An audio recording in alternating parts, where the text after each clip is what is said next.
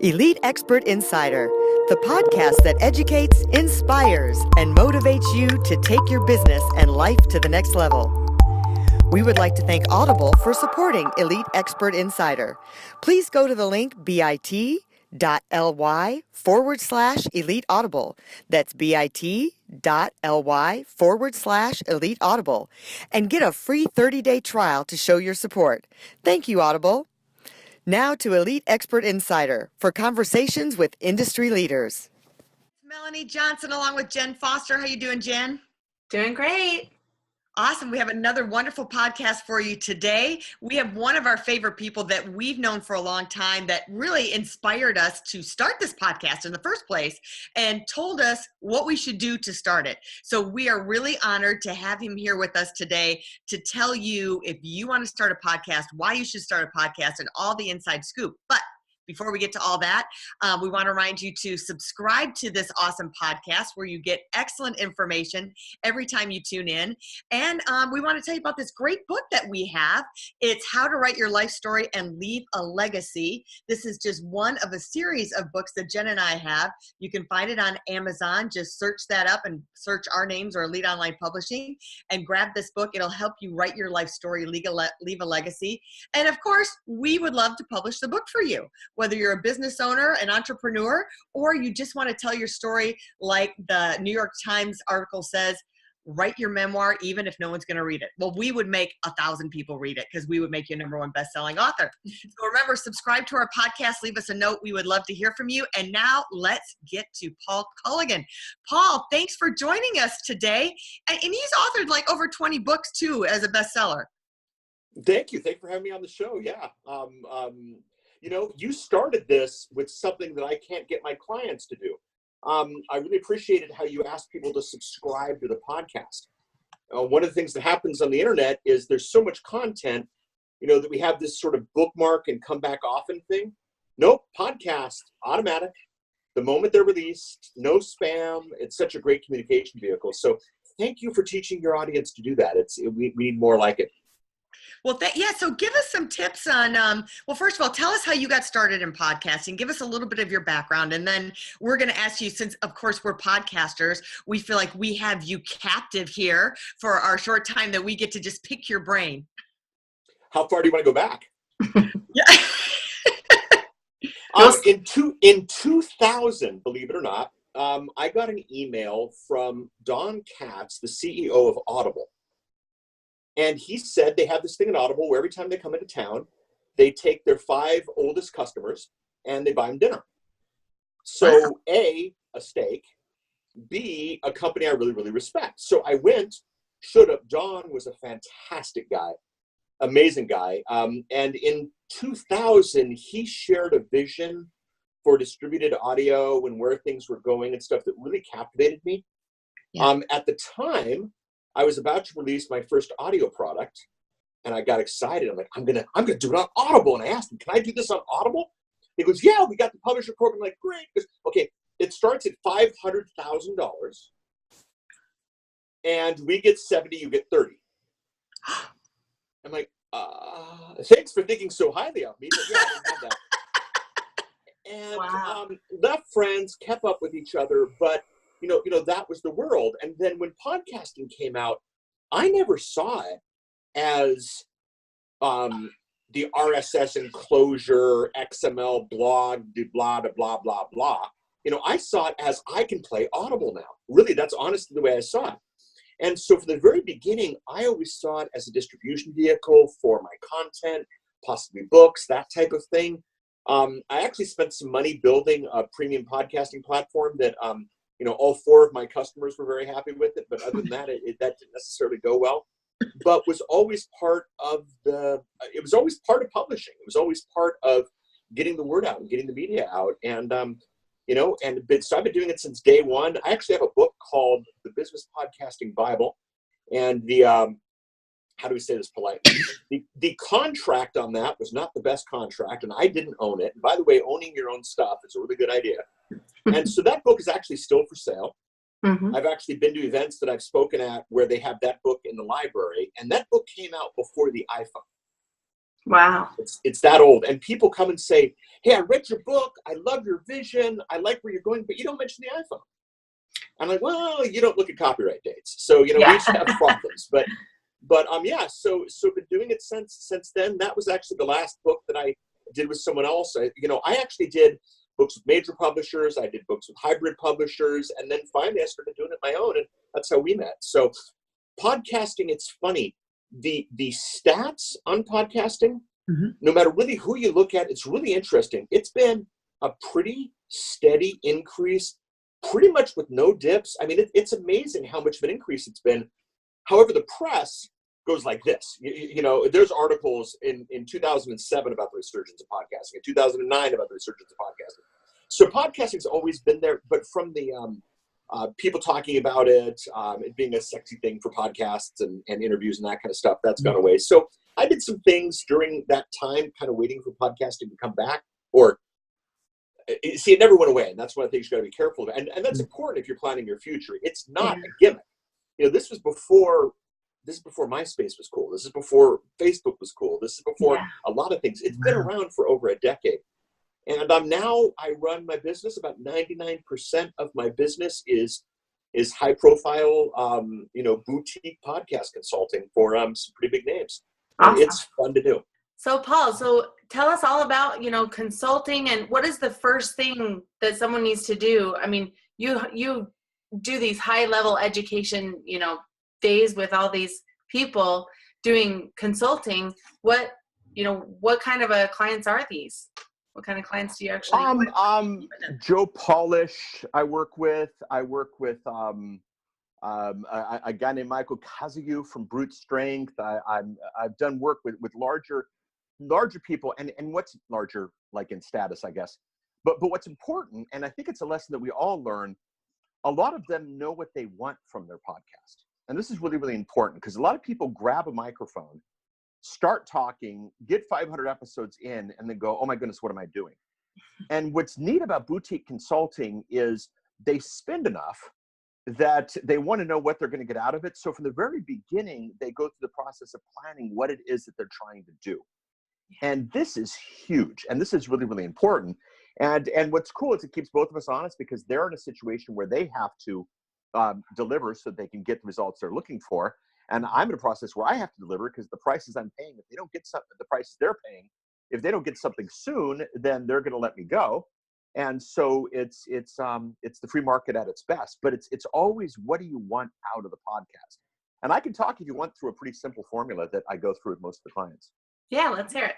Okay, so 4 M's in podcasting, and everybody can go ahead and write this down. Number 1, market. Who's your market?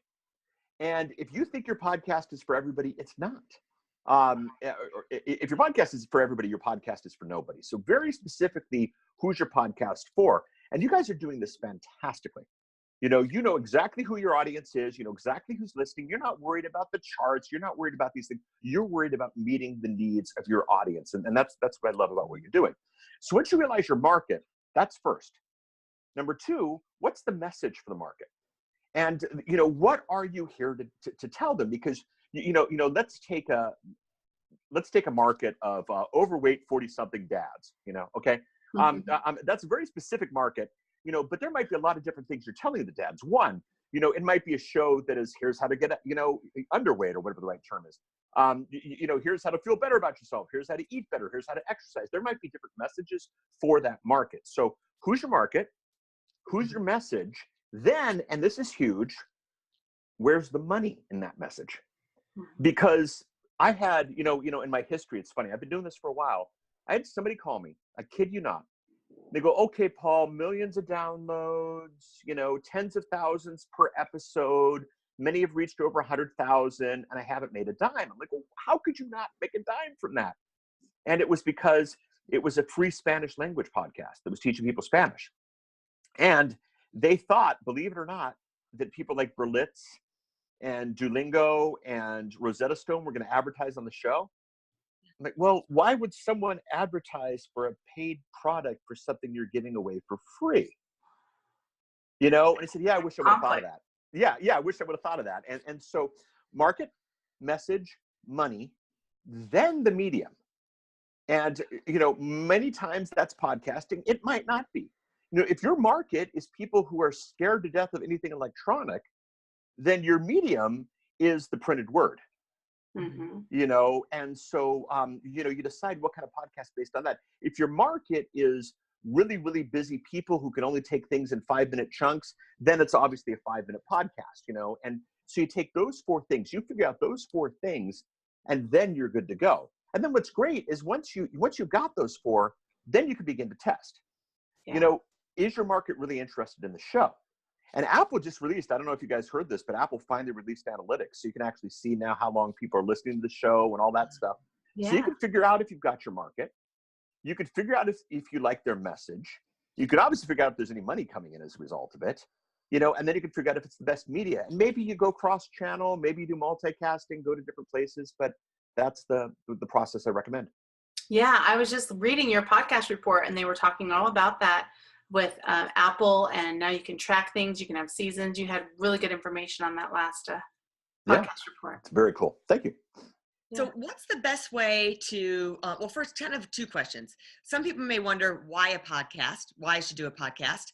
And, you know, you touched on the money. So you get your podcast going. What are the best ways to monetize a podcast? Well, I want to be careful with that question. I understand the question. I have no problem with the question, but it's sort of a fire, aim, ready kind of situation. So let's talk about some of the best monetization strategies that I've seen that might not necessarily be best for your show. Mm-hmm. The best monetization strategy that I've seen with a bullet is getting email addresses as a result of the podcast. So you do the podcast about a topic, and then you offer something more about that topic, and you collect an email address from that person. So the typical model is someone says, and heck, this is video, so I'll use a prompt here.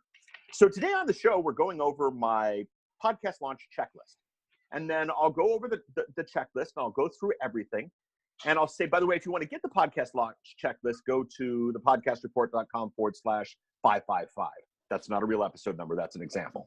Right. And then the whole episode will be great content. The whole episode will be great stuff. But then if people want the checklist that I was talking about, they go to thepodcastreport.com/555 and they sign up for the newsletter, or they sign up for that giveaway. And this does 2 things. A, very cool, it puts a name on your email list. But B, and a lot of people forget this, and this comes back to the testing part, I now know what my audience is interested in. I mean, think about it from the podcasting standpoint. Let's take the 4 M's. If I did an episode about the market, I did an episode about the message, I did an episode about the media, and I did an episode about the money. And then I looked at my numbers, and 3/4 of the downloads all came from the message episode. Now I know that my audience is really interested about their message. Yeah. See how that works? Yeah. And so you begin to build a list, and then you market on the list. You do the sales on the list. The podcast is just the medium to encourage people to get on the list. And then the podcast can be free. The podcast can be fun. The podcast can be on a regular basis, and the marketing happens through the email. That's my favorite model. The other models are all based on the podcast becoming a bigger part of something else. Okay. So like, for instance, I could do a podcast called Stories of a Podcast Consultant, because that's what I do. And I could tell stories every week about what's happened to me in podcast consulting. And if somebody listens to like 10 episodes of me talking about the world of podcast consulting, at some point, they're going to call me and say, hey, will you be my podcast consultant? I don't have to do the ads. I don't have to say this episode brought to you by, because it's all based on what it is that I'm doing. And we see that out in the world. I don't know if you're familiar with Dave Ramsey, the radio guy, but Dave answers questions all day long. Dave gives away 15 hours of free content a week. I mean, think about that. Mm-hmm. And every answer is, oh, well, you're step 4 in my process. And hey, people who've signed up my program got to step 5 really quickly. And you begin to wonder, wait a minute, what is Dave doing? What's Dave's program? And then when Dave gives away a free copy of his book or a free copy of his course on the radio show, people jump over there. Mm-hmm. So either use the show My two favorite is using the show to get an email address or using the show to expand the existing business. Those are my two favorite models by far. Love it. So, I mean, most of the people that I talk to about podcasting are thinking huge numbers, and they're going to get all these people listening, and then they're going to use somebody, like you were saying before, Rosetta Stone or somebody big paying them for advertising. Do you see that very often? Or, I mean, No. what kind of numbers are you even looking at for that? The median, now there's medium is the average, median is the weighted thing. The Yeah. median podcast at Libsyn, the last time I got the stat, and they give this out every month. Rob Walsh, the VP, always does this in his presentations. Mm-hmm. Why don't you two guess? What do you think of all the podcasts at Libsyn? And by the way, Libsyn, for those of you who don't know, Libsyn is basically the default host for most podcasts. About 80% of all podcast hosts there. This includes National Geographic, Joe Rogan, Tim Ferriss, and then Paul Colligan and some others. But so what do you think the median number would be? Let's play a game here. Like how many downloads per month? Is that where we're going? Per episode. I'm going to say it's a lot lower than probably you think. So maybe like 2,000 to 4,000. Yeah, I was going to go lower than guess? that. I was going to say like 1,500 or 217. Wow. Wow. Yeah. The average is 217. Yeah, the median. Yeah. The average is higher because you got people like Tim Ferriss and stuff. Right. 217. Now let's just do the math of the ads, okay? And by the way, to get more, I did a thing on this a while ago, but like to get more than like 2,000 downloads, you're like in the top 5%. Mm-hmm. And podcast advertising is based on what they call CPM, which is cost per million, which is basically how much money do you make per 1,000 downloads. Mm-hmm. And the average ad on a podcast is 40 CPM. So the average person who makes 1,000 downloads gets $40. Now, their broker usually gets some. Sometimes companies they work with take half. There's different things. But so if you were to get 2,000, that's $80 an episode. Times 4 is $320 a month. Now, remember, though, times 4, that would be 8,000 downloads. Do you think it's easier to get 8,000 downloads, or do you think it's easier to get enough downloads to get someone to spend $420 on your business? Yeah. That's the key. It's just math. Now, I've got a client who, I love this guy. He basically said, hey, Paul, can you look at my stats and tell me what I'm doing right, what I'm doing wrong? And I log in and wow. The last year, about 1.5 million downloads, an average of 20,000 downloads per episode. He'd had 250,000 downloads the month before.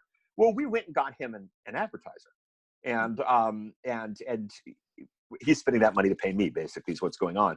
But the show doesn't change. He's still using it actually to sell his larger program and his larger courses. It's just now it's sponsored by a brand name. Mm-hmm. And so going in for monetization, especially if you're a small entity, is really, really hard to do. And it's harder to do than other things. That's the thing that people forget. Yeah. Everybody wants to be a star, but is this a star business or is this a business? And what are you selling? What are you doing? Now, flip side, I've got a client. Boy, talk niche. His market, ready for this? People in the New York City real estate world who sell multifamily homes at over $25 million. Wow. Okay? That's an extremely niche market. And his desire is not downloads. He's not going to have this thing sponsored by an ad. He's going to have, he just wants to position himself in the community. He wants the ability to take a microphone into one of these people's office and get to know them better. He wants to be kind of the go-to guy for news and that kind of thing. And here's the funny thing. He's doing better than the median. Now part of it is some of the advertising, some of the stuff that we've done. But so you could be really niche and really profitable. So you've touched on a little bit of what someone should be doing in the podcast of, use it as an email gen and promoting your products and services. What are some of the things that, like you said, hey, you guys did the right thing by saying subscribe to us. What are like the top 3-4 things that you say you have to be doing this when you're doing your podcast? Make sure you do this, this, and this within the content of your podcast. Oh, look at you getting some free consulting. I like it. I like it a lot. Yeah. Subscribe is huge. Subscribe is huge. I had a client, took her to number 4 in all of iTunes. Not bad. Yeah. Not bad at all. And what's the recipe for that, right? Well, we can talk about that in a second, actually. The recipe's not that complicated. And someone else called me in a different space than hers, but he was tracking me. And he said, hey, Paul, I saw what you did. I bet you my list is about 4 times your other client's list. And we compared notes, and I go, yeah, it's about 4 times the size. He goes, so what can you do at 4 times the size? I said, we can probably get you to number 1. And he's all right, let's do it. So he did everything that she did with the exception of one thing. The client who got to number 4, she pushed subscribes. The client who got to number 57 with 4 times as many downloads, he didn't push subscribe. He pushed come to my site. Okay. And what happened was a lot of people came to the website, clicked play, liked the content, appreciated the guy, but now subscription, well, why? I can just come back to the website. You know, I'm just going to get an email from the guy reminding me there was no reason for them to subscribe. Whereas the other person, the whole message was subscribe, subscribe, subscribe. So, and by the way, the formula with iTunes hasn't changed in 12 years. It could change tomorrow, but the formula is, it's really simple. Everybody write this down. Your ranking is based on how many subscribes you got in the last 24 hours. So the whole process is do a 24-hour campaign where you get people to click subscribe. That's the formula. A lot of people don't believe me, but a lot of people haven't seen the success that my clients have seen. And I'm telling you, that's the formula. So number 1, subscribe. Now, what's interesting, same client about 6 months later, and this is huge. I was doing an audit for her about how she's doing, and I was looking at her stats, and every Tuesday, just a huge spike in traffic. I'm like, all right, what's she doing on Tuesday? So I searched Twitter, I searched Instagram, Facebook, trying to figure out what she's doing on Tuesdays. Nothing. Email, not even really that big. And so I emailed her and said, hey, what are you doing on Tuesdays? Are you doing anything? Because I was just trying to, do the good audit. She passed it on to her team. Her team thought I was, what are you doing on Tuesdays? They thought I was complaining. So everybody was defending themselves. Turns out they were doing nothing. Tuesday was the day we did the subscribe campaign. And Tuesday was the day she released her episode. And she was getting all these downloads because they were subscribed. No email, no social, no follow-up. They were just subscribed. Had another client, very famous in the launch industry, in the launch community. He sent out a podcast. He said, hey, Paul, I'd love to see the stats on this one based on last week that we marketed by email. And I showed him. He goes, I don't think that's right. What do you mean? He goes, well, we got about as many whether or not we emailed. Yes, because they subscribed. So subscribe is number 1. Number 2 is you got to realize podcasting is what's in it for me. Not just the podcast, not why you should listen to the show, but why you should listen to the specific episode. And if you don't let them know that quickly, they're going to leave. When you describe this episode, you have 2 options. Paul Colligan chats. Who's Paul? Nobody cares. I mean, my mom will listen to this episode. Hi, Mom. But everybody else, who's Paul? If you describe the podcast as 12-year plus veteran podcast consultant to the stars shares his secrets, aha, now I went in. So, and then you should announce that at the beginning, and you should do that in all your marketing and all of your documentation. Let people know why they should listen to the podcast. Let people know why they should listen to the episode. The other thing here is, the third thing I'd recommend is make episodes that are evergreen, if at all possible. I mentioned Apple's releasing the stats yesterday, but everything else in here is pretty evergreen. I've got a client, an episode 3.5 years old. Every day, about 150 people download that episode.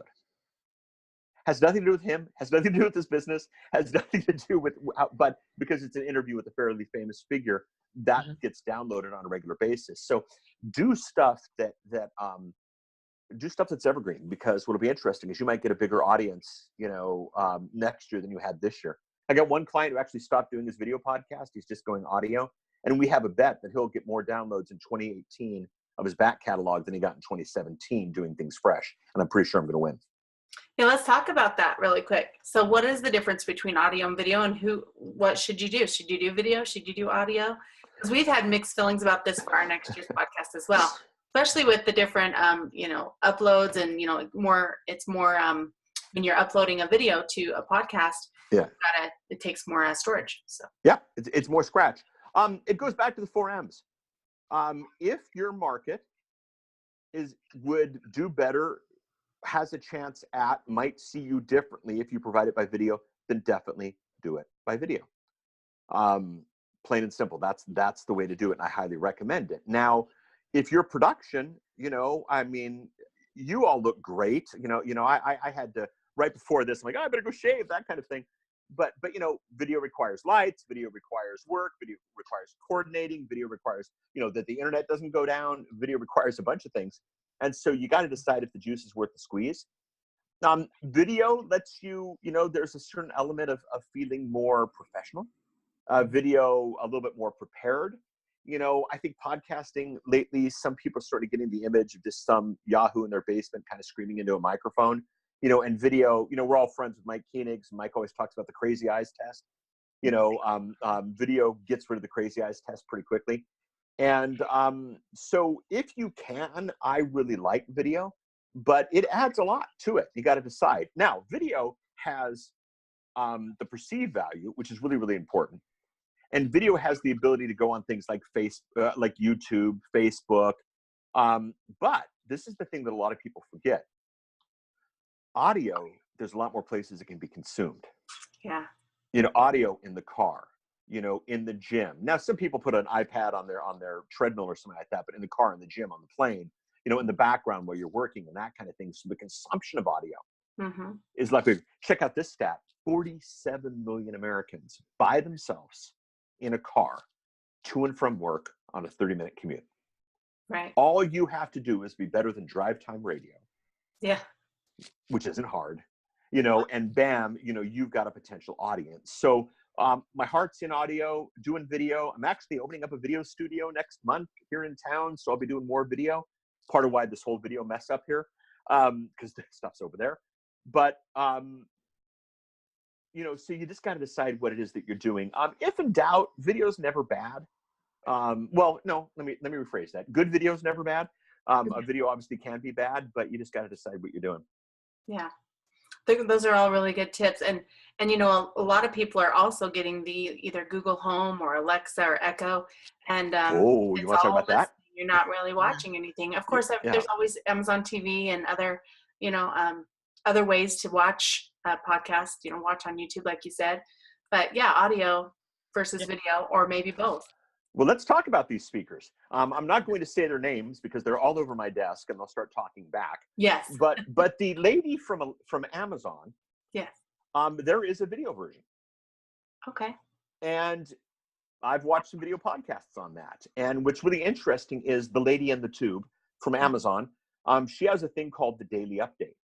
And you can kind of program your own news for the morning, and you can kind of get X, Y, and Z. So I'm with the weather, I'm with the traffic, I'm with the Economist and whatnot. They're doing the video version of this, and it's very interesting. And right now, Jimmy Fallon, the top, or not the top 10, that's Letterman. Jimmy Fallon, the monologue for the night before now, can be seen as a lady in a tube from Amazon video updates. So that's coming. That's cool. Yeah. But the devices, you want to hear stats on these devices? They're my current magnificent obsession, by the way. Yeah. It took 12 years for podcasting to reach the point to where 70% of the country, right? 70% of the country had heard the term podcasting. It took 12 years for 70% of the country to have heard the term podcasting. Guess how long it took the country to hear the term Amazon Alexa or Google Home? 2. 1. 1 year. 1 year, because they had a multi-gazillion dollar advertising campaign. Right. And then this year, I'm dating myself, but in this particular year, the Christmas season, they're selling these things cheap. It is our next audience source. It is where they're coming from. And yes, audio is the majority of it. And people like it. So I'm definitely there, but don't poo-poo video for those. Yeah. Well, and so talking about that, is there specific places you have to broadcast, like tune in or specific places in order to get on those home and good for you. Good for you. Well, now the thing is, it's not just Alexa and Google Home. Microsoft. Microsoft has a speaker. Okay. JVC is coming out with a smart speaker. The rumor is Sony's coming out with a smart speaker. So there's a lot of them. We're actually building a little service that is going to, it's going to be a monthly service that makes sure you're on all of them kind of thing. But let's go through the specifics. Okay. By default, if you are on TuneIn, you have a backdoor to ALEXA. And it sort of works, sort of not. To be in ALEXA, what you really want is you want a Amazon skill.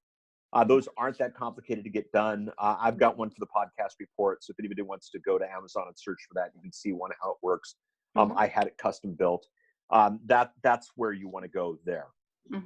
For the Google Home, if you are in the Google Play Store, you're on the Google Home, and that right now is currently the only way to get in. We are actually about 80% done with an app that will change that process, and so that's pretty exciting. Microsoft, as of the time of this recording, and we'll say it's December 2017, it's a mess. TuneIn really doesn't even work that well on there. It's just a mess. And then the others just haven't been released yet. The HomePod from Apple, which will be coming out January, February, their answer to all of this, it will be, if you're in iTunes, you'll be in the HomePod. And you're good to go there. Awesome. So you touched on real briefly about getting to number one, because you gave us all this other great information. So what's the secret sauce to boost yourself? It sounded almost like a book launch, like doing it like a book launch is do it like a podcast launch. So run us through that. Well, really what it is over the course of 24 hours, you get people to click the subscribe button, and you just determine, do I have an audience where enough of them clicking the subscribe button would get me up the charts? If I do, it's something you want to look at. If you don't, it's not something you want to look at.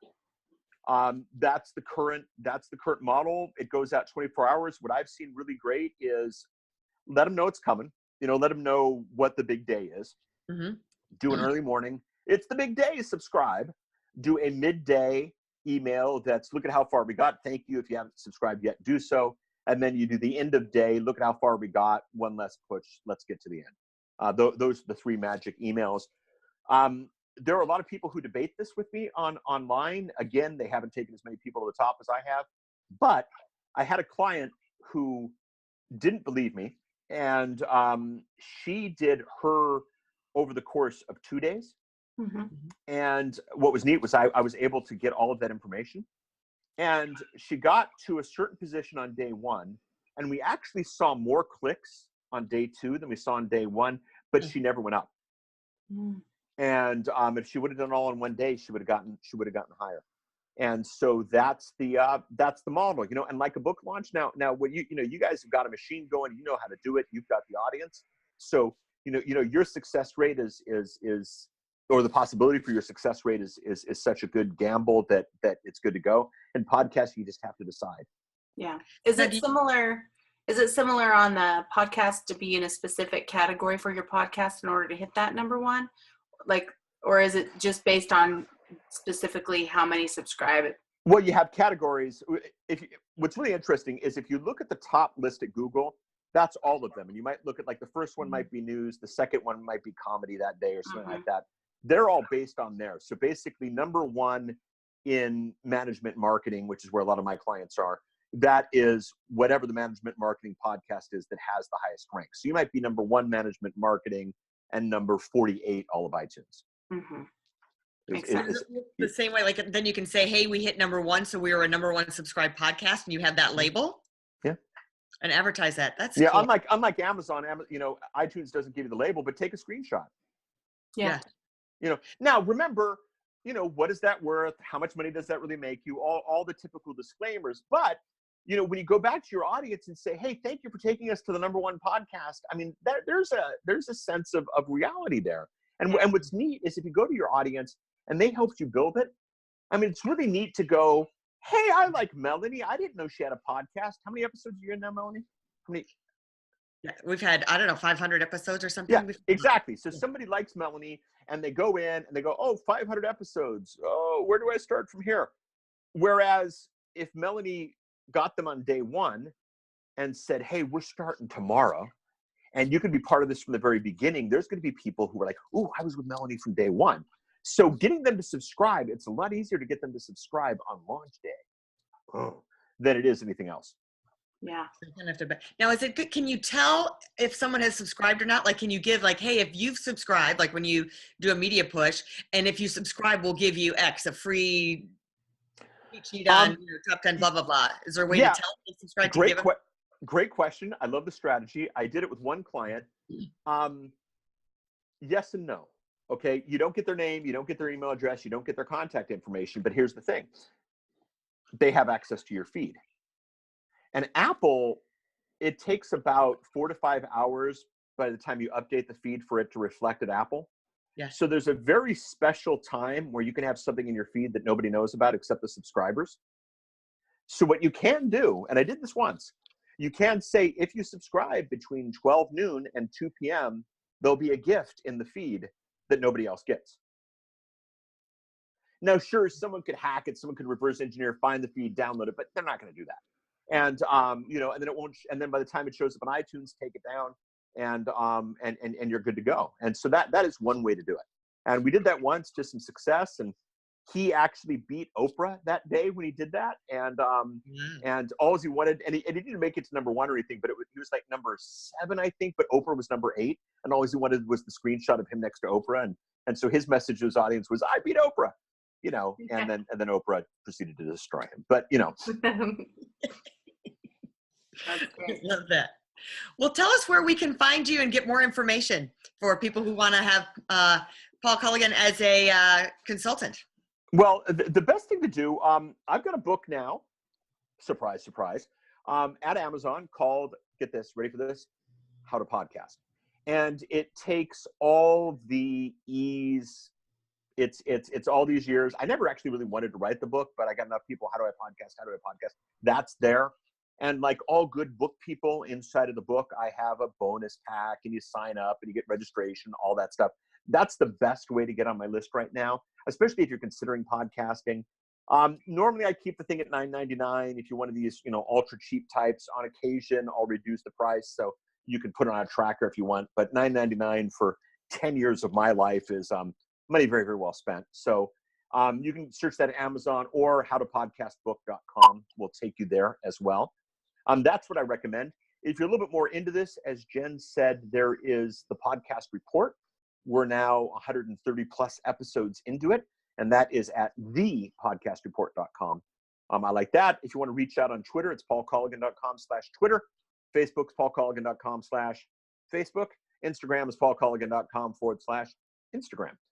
I have a blog. You know, I don't update it as much as I used to. So if you want to keep up to date with what's going on, don't do the blog right now. That's great. Well, we'll put those links up at the bottom, and people can check those out. Thank you. Yeah, as a matter of fact, I saw you on Facebook that you had an offer, so it might still be up there if you bought his book, which I did, and you got into a sweepstakes to get a free consulting deal with Paul. I remember that was just up there the other day. So I'm kind of, but check on his Facebook because he always runs some specials like that. If you get his book, then he has special offers for you.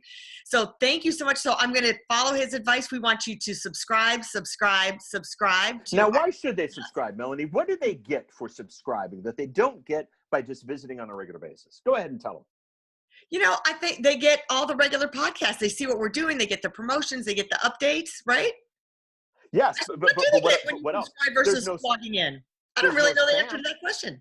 There's no spam. They're never going to miss an episode. Okay. It's one less piece of email because it's all going to come automatically. They can listen anywhere, anyplace, anytime on their device of their choice by making things easy. Subscribing is a really, really good idea. And on occasion, you might just put things in the feed that you put nowhere else. You know, maybe a bonus episode, a bonus interview, maybe an interview goes long or that type of thing. You might put that in the feed as well. And, you know, people definitely want to subscribe. See, I didn't know all those things that they get when they subscribe. You educated me. So look at all you get when you subscribe. And you know what? And because of that, we're going to add some bonus stuff in there moving forward. So we'll have secret bonus stuff in our feed, and you want to take advantage of all that stuff. So subscribe. I love that. And we will see you next time. Let's do this. Okay. All right. Let's have some fun with this. Do you know what episode number this is going to be? I don't.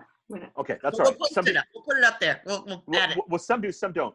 Between this episode and the next episode, I'm going to give you a PDF of the 4Ms. I have a 4M worksheet PDF. Put that in your feed. All right. Perfect. Okay. Then the only way anybody's going to be able to get the 4M worksheet is to subscribe to your show. Sounds awesome. I love it. Did you hear that? So we got a special bonus right now that Paul just offered us.